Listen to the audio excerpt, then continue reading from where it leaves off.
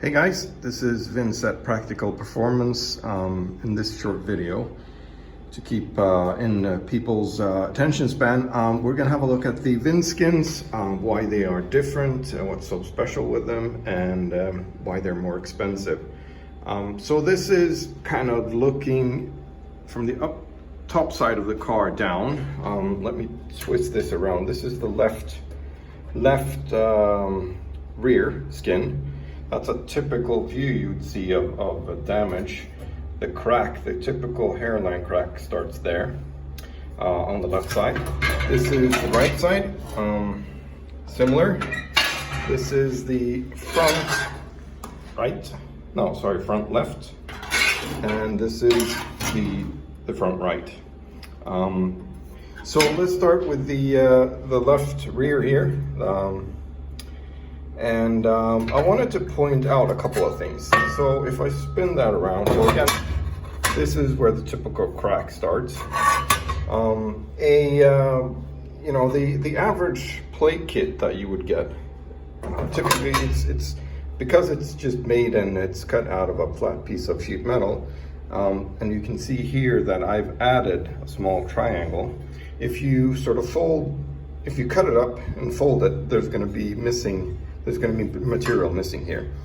You don't get that with a typical plate kit. So what they do is you put it on and then you weld a lot here, okay? And you weld around it and so on and so forth. So why is that bad? Well, first of all, there's a huge concentration of stress here. That's why in this corner here, that's why the crack starts there. Secondly, when you weld, you get what you call a heat affected zone. So right next to the weld, the weld itself creates some strength, obviously, because it's thicker than the sheet metal itself. But the material closest to the weld, actually I should have had an unpolished weld, but anyway, the material closest to the weld gets really hot and sort of makes it brittle. There's a lot of information that on the internet if you want to get into that, but it sort of crystallizes the material and makes it more brittle, makes it more susceptible for cracking. So now you have a situation where you have this corner where you have all this stress and you weld it in like that and you weld it like that. So you added a lot of heat in here.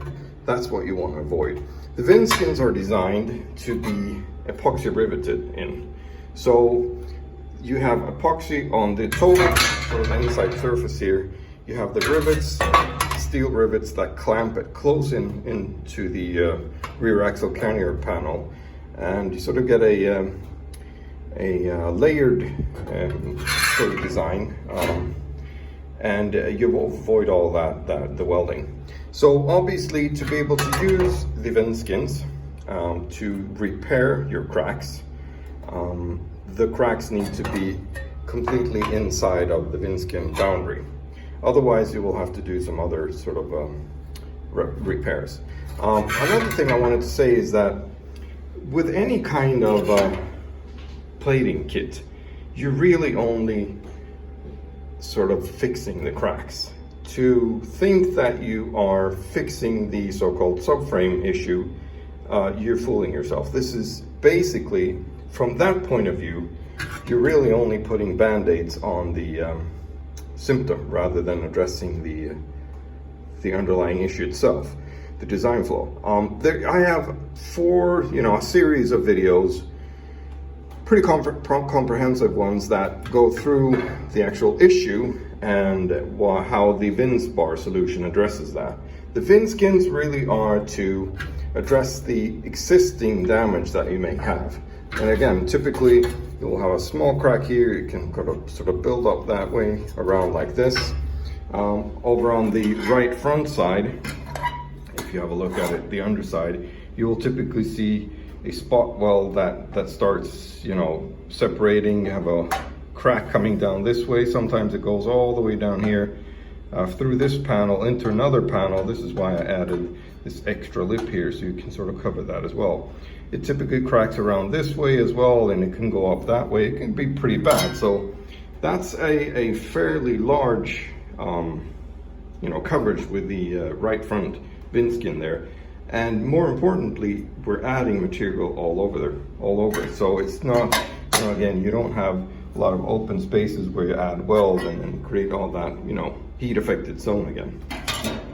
So with that said, this is again the rear left, where you have the typical crack. As you can see, it's fairly formed. It's like there's not a lot of flat surfaces here. That's to have it really closely fit the shape of the rear axle carrier panel. So you would think that this surface here is flat, but it does curve around over here. We have this formed area here, and altogether it creates a pretty sturdy, pretty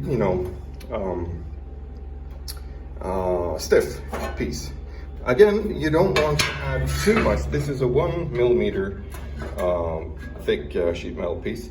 That's very deliberate. There's no reason to go thicker. The actual rear axle carrier panel is about that thickness. Adding something a lot thicker, which most plate kits are, you're sort of again creating a situation where you have the heat affected zone around, and then you have a huge step from maybe a 2 millimeter to something that's 0.89, 1 millimeter or something like that. So you have a stress concentration and you have that heat affected zone. This completely avoids all that. And really, you're only there to fix the cracks, fix the separations. Oh yeah, one other thing. A lot of these rivet holes, they're deliberately placed where they are to be able to go through and hit other layers of the structure inside. So it's not just sort of adhering the skin to the surface, outside skin of the rear axle carrier panel. It's to get inside the structure and connect to that as well. So again, rear left, rear right.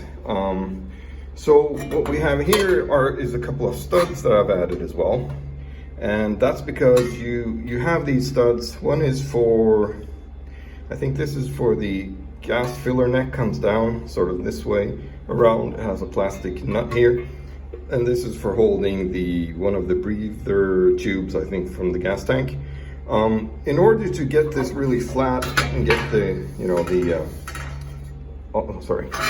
get the bonding surface correct, what you do is when you install this, you cut the factory studs and you get a really smooth surface, and you put this on, and these studs now are what you use for the items that you fit. Again, we added material here, a small triangle. In this area, you can't just make a dent. What you actually need to do is remove some material. So I have a cut there, and then you sort of fold it, and then you weld it to get that specific shape. And that's sort of the key to this design, that you get it to really closely follow the rear axle carrier panel. You get a, that layered kind of thing. So in terms of difficulty, you know what, let's talk about the right front as well, a little bit more detail. So this has tons of form. It is curved all over the place. That's because you have a situation where you have this indentation here is for access to the the control arms, or whatever, I can't remember what you call those arms that go sort of inside the rear axle, sort of the rear suspension, and there's a bolt over there. So this is on both sides, like that. This side is curved like that, and it sits like that. So it's curved because of the gas filler neck. It sits in front of that side. This here is flat. So this is a whole lot easier to make. Typically, this piece here is about 1.5 hours to make from scratch, from a flat piece of sheet metal. This here is at least 2.5 hours, maybe 3 hours sometimes. There's tons of work to get it to have this shape that closely follows the rear axle carrier panel. So again, it sits like that.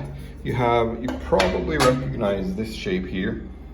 typical plate kits, the you know, original, you know, flat pieces, they had this shape only.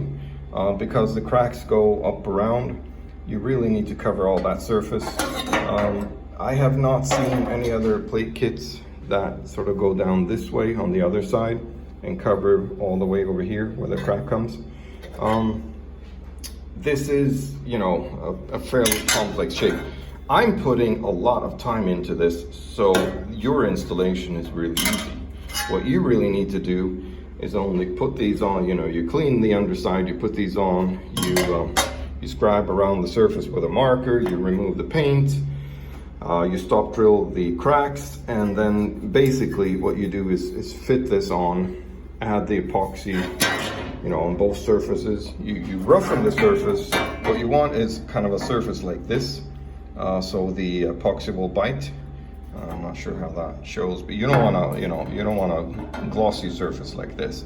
You want a rough surface. You do that on both sides, and then you use a wheel bolt. Fits inside a M12.1.5 thread pitch.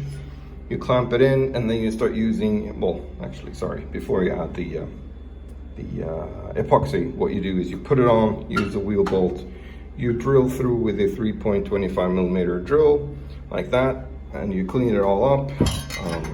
You clean it up with the brake cleaner, and then you apply the epoxy, and then you sort of clamp it on, and you start from the middle, moving out with the rivets, and you sort of push the excess epoxy to the edges, and then you brush around, and now you have a, you know, pretty much a, you know, watertight solution right there. And then you obviously paint it, and you add some seam sealer and stuff like that if you like. But it's a really easy installation, and because I put all that time into making them, these are of course more expensive than a typical flat, sort of just bended plate kit.